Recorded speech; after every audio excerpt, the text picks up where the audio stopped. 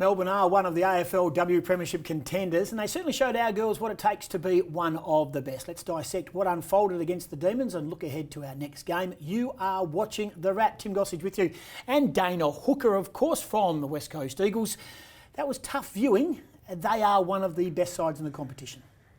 Yeah, tough going as well out in the field. Melbourne are a really polished side, a very experienced team, have a lot of admiration for the way that they go about their business, and they certainly took it to us yesterday, particularly in the second half. They found another gear then in the second and really shut us down at the source and exposed us on the outside a bit and put a fair bit on the scoreboard, which stings the heart a little bit, and it's not always easy waking up the next day after a loss like that. But you know what, the sun comes up, we reflect tonight, we get back into the groove of training and everything, and another training session's upon us, and we've another opportunity to get better and reflect on that. So when you walk off the ground, do you basically walk off and go, we've got to learn from every time we play, whether we win or whether we lose, we've got to learn, so you take something away. So what did you take away?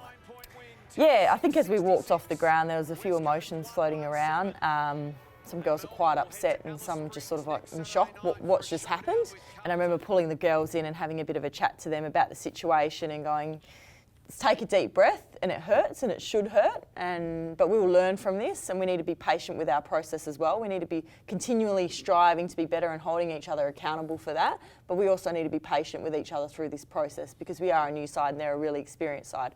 So what we took from the game is we need to be better over 4 quarters. We know that. That's probably been something that we've been focusing on over the first 5 rounds of the competition, but outside of the Bulldogs game, really get to string that together quite well. So that's going to be a focus for these next 3 rounds of the comp for us, is putting together a better 4 quarters, being better in how we dispose of the footy. So with that, it's, you know, that difference between surge and chaining out. Perceived pressure can play a really big part in how you manage the footy in that aspect. So we just coach that. LD's been really sharp on that with us at training, and we're going to get better as the season goes on with that. But they're the 2 main things. Can I ask about scoreboard pressure then? So when the girls are looking up at the board, you've only got the 1 goal and they've kicked 3 or 4 on the run. I mean, who then takes the bull by the horns there and go, okay, girls, we need to stop the flow, we need to calm everything down? I mean, you can do it and Swanson can do it and the experienced players can do it.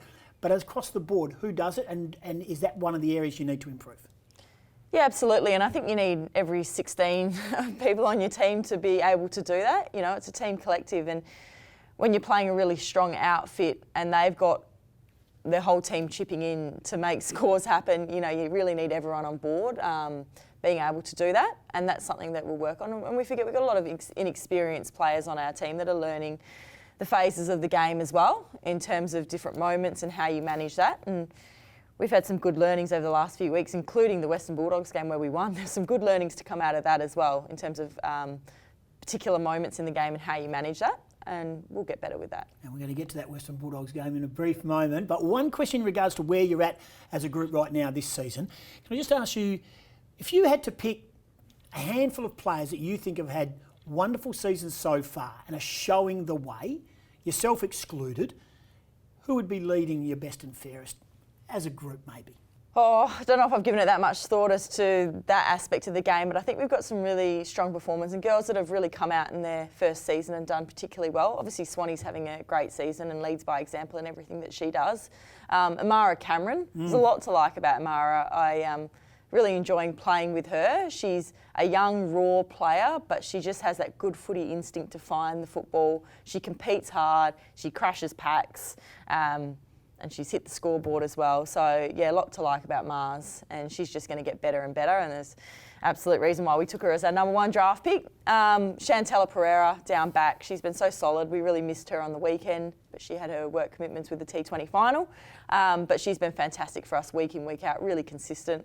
And obviously Paz as well in the ruck, she competes for us. She's right up there in terms of the hit-outs across the comp. I think she's sitting either 1 or 2 at the moment, and she's just a battler for us, and yeah, very appreciative to have her on our side. Can I talk now about last week? I was there. I loved it. The Bulldogs win. It was fantastic. I got caught right up in it, and I'm filming it and yelling and screaming with everyone. I was down on the boundary. I was filming you all coming off the ground. You all walked off together. And you had your daughter in your arms. It was a wonderful time for the football club. Give me Dana Hooker's thought process of where it sat with your football journey, not just previous clubs, but just across the whole board of being a sportswoman and then coming to a new club and having that win? It's pretty special, yeah. I mean, I'm just obviously smiling thinking about it now, but it's a special moment. You know, there was a lot of challenges early on in the season. We knew that. You know, we've weathered a few storms already, and we're sitting right in the midst of the storm at the moment. But you sort of take these moments where things do go your way, and you know, we were able to string some good footy together in that game, and just appreciate that moment for what it is and all the hard work that's led up to that point. And it's not just us players that step on the field, but it's all the other support staff. Talking about Adam Selwood, who's built this program at the club years and years ago, and him finally seeing and getting that reward for effort with all of that. And it was just a nice moment, and there's a lot of genuine love and care within our playing group. And so to share a moment like that on home turf, on a ground that a lot of us are quite familiar with through the State League competition, it was special, and one that I'm going to treasure and remember in my career going forward for a long time. Some of the most views on my Instagram, may I say, was the cheering and the carrying on. So there is a lot of love out there for AFLW and the West Coast Eagles. Let's move on. The Gold Coast Suns, back home, good. They've, which is good for you, they've had the win and a draw, but they've been good without winning. They're going to be tough. Yeah, Gold Coast, they've really surprised the competition. I think they've been particularly good as an expansion side, and over in Queensland, people questioned, I guess, the depth of talent over there, and Brisbane, and Brisbane have held up really well. That's a completely different story. But yeah, Gold Coast have impressed, so they're going to be a real challenge for us here. But I like that we're getting our first home game here at Mineral Resources, so that's a whole different. We've had 2 other home grounds this season, so a different aspect to it, but a ground that we're really familiar with. We've done all our pre-season training here. We enjoy training on this ground. It's going to pull a beautiful crowd there. It's going to just be a fantastic occasion, and I'm really looking forward to that game here, another expansion side, and just on our home turf. Well done. Dust yourself off. Focus on the Gold Coast Suns, and we appreciate your honesty today. Dana Hooker from the West Coast Eagles. So it was a disappointing weekend, but I tell you what, we've got a feeling that the girls will bounce back very quickly this week against the Gold Coast Suns. Thanks for watching. You've been watching The Wrap.